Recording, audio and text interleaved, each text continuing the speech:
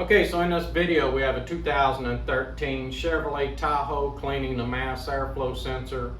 I know you're asking yourself, what would the mass airflow sensor have to do with the transmission?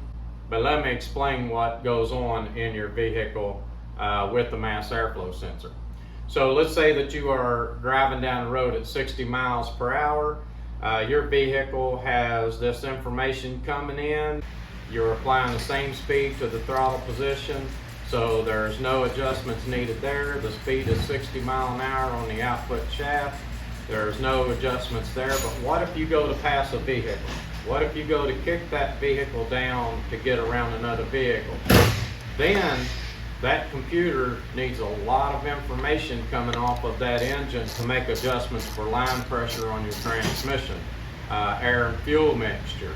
So what happens when you mash that accelerator down, the computer is pulling information off the throttle position sensor, the output sensor, the input sensor. It's pulling information off of your mass airflow sensor.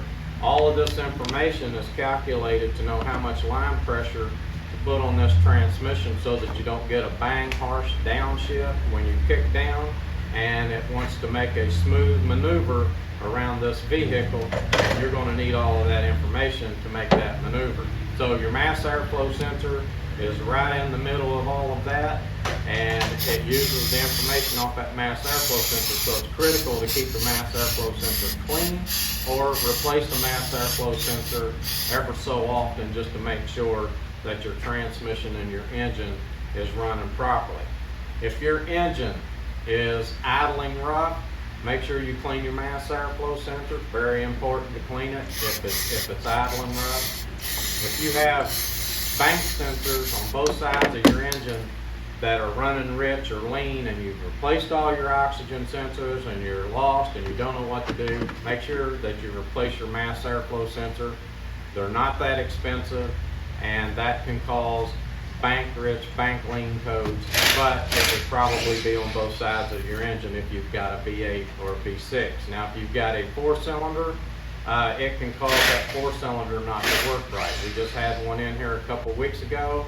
It was at another shop. It was running rich. Shifting quality was horrible, and